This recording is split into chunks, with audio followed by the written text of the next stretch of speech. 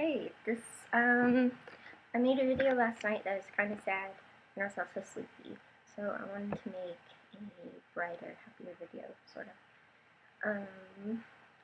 This is a little fishy necklace that I've gotten attached to lately. It was actually Chloe's when she was really little. I don't remember how exactly old she was, but I think she was like 10, somewhere around there, and there is a little grain of rice that has her name on it. I think she got it at the mall with her mom. And they made the necklace right there in front of her.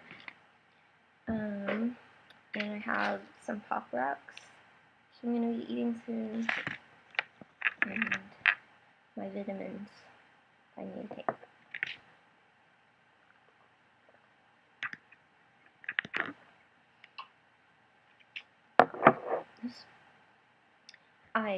I have I'm on the wait list to see an endocrinologist in Austin, and it might take a while, but one of the first things they ask me is, are you healthy? And I guess I am. I actually have high cholesterol for some reason. I guess it's just genetic, but I hope that doesn't create a further problem, because I think testosterone may raise my cholesterol. I don't know, I need to do research. But this is my Harry Styles mug that my friend Jenna got me. And this is my outfit.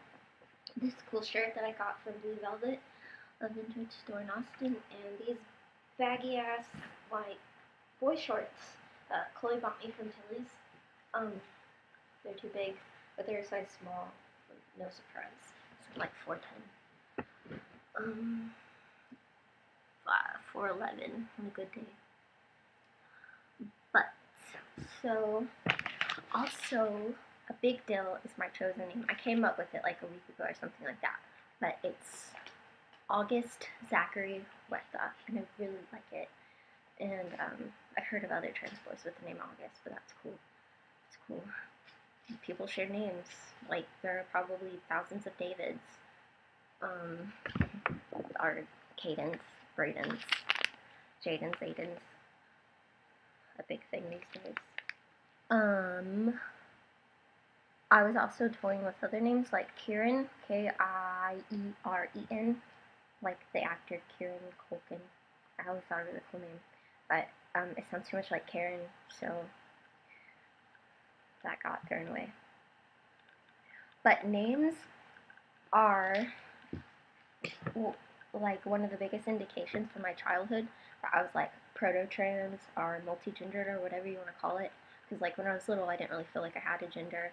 I was just myself and pre-pubescent, and didn't think about it that much. Maybe it came up a little bit, like I wanted to do boy stuff, but I mean girls want to do boy stuff, so it doesn't mean anything. I remember like the moments I was thinking about names when I was like 6 or 7. I remember walking down Whitehall where my aunt lived, because they lived one street over at one point, and I would walk to their house sometimes. I remember there was lots of scary dogs, and it was always like a harrowing walk. But I remember on my walk one day thinking I wished I had a unisex name. That's what I called it. Like, I didn't know the word gender neutral. I wished I had a unisex name, and one of them that came up was Casey, because it could be a boy or a girl's name, but that's not interesting to me anymore. Definitely like August better. I like month names. Like, a really cool name is January, but I don't like the name January either, because May or April are very typically gendered as girl names. But August is so cool to me. Plus, I really like the name Zachary, and I like the idea of either going by Gus, shortened from August, or Zach, shortened from Zachary, like Zach Hansen. Hansen's also a gender inspiration for me, just like Harry Styles. And I know that's going to be backwards in the video, and I don't care. There's something else. Oh, like my mom, like, I mentioned I've been internalizing her frustrations and misunderstandings and maybe a little bit of contempt, maybe disgust. I'm not really sure what she's feeling exactly. All I know is what she told me, which is that she can't sleep at night because she keeps thinking about me transitioning. And that really bothers me because I don't know. I really care about what she thinks.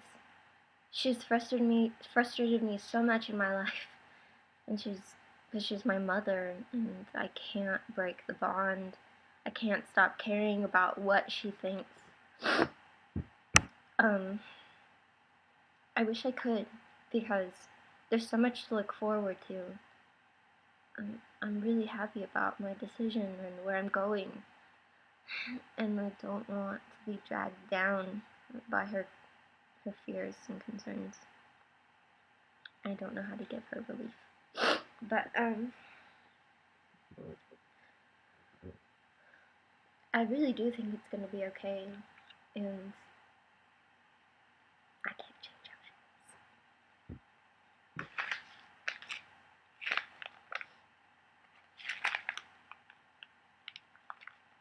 I've been reading It by Stephen King.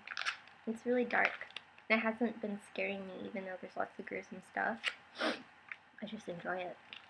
And one thing that really appealed to me is the idea of Derry, Maine, where the story's set, being evil. Like, the whole town is dark, and there's a preying darkness that preys on children. It appeals to me because I feel like it's a really strong metaphor for our world. And, awful things have happened. Why am I talking about this? It just goes on to my mind a lot. Like, the state of our country really, really, really, really scares me. And so anyway, in a way, reading about it is sort of cathartic.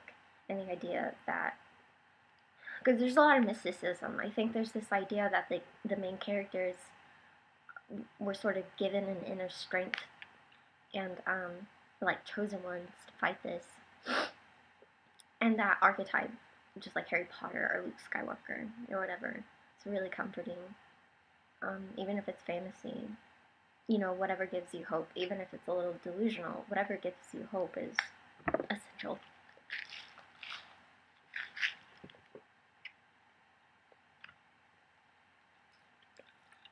I've been worrying a lot about top surgery because it's mega expensive. Like, ranges at a low, I think, from 5,000, at a high to 10,000, and I feel like I may be looking at somewhere in between that. There are surgeons in Plano and San Antonio and Houston, I think. And what looks most promising is San Antonio, especially because it's so close to Austin. I don't know how I'm going to raise that money. I don't know how it's going to happen. I'm just going to have to settle with binders for a while. And I believe once I get on testosterone after a while, my breast tissue is going to lose some stuffing, and it'll be easier to bind.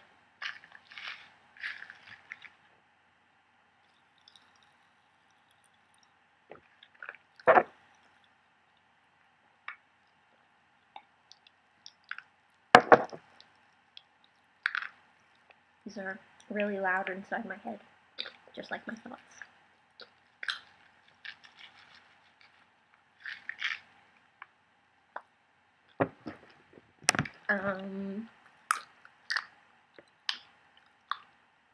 Oh, there's a secret party tonight. I can't give you any details because it's someone's surprise birthday party, but I'm excited about that. I've been socializing more this year. I lived in Granbury for about a year with my girlfriend and her parents, and I love her parents. I love them, but I could not stand living in that small, very white town.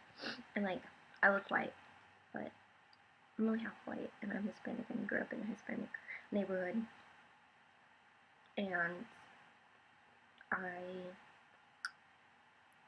I just come from a different world, and it's hard living in an all-white place with small ideas. But, you know, on Facebook, I still have a lot of friends who live in Granbury, and they're beautiful, open-minded people, and I didn't realize it at the time, and I wish my mind had been opened to the goodness that was there. What was I saying? Basically, what I'm saying is that I'm glad I got out of Granbury and made some friends in Austin, because it has made my life 100% better. Making friends is so important, and that was hard for me and hard for Chloe. Really shy. But I really am not that sad. Like, my mom brings me down, but I have so much to look forward to. That's pretty awesome. And I had my vitamins to give me strength. They're actually some vitamins that I got for free. They're one daily mint, because I was afraid that if I take women's vitamins, they would increase my estrogen, which I don't want. I don't want that. I don't know if that's true. I'm not a scientist. I'm not a doctor. I don't know anything. But, so, everything's okay. Oh! And this is, Chloe's a genius, but this is a really cool, DW patch she's working on for our friend Kayla. She just makes everybody patches. And look at that. Look at her inner strength.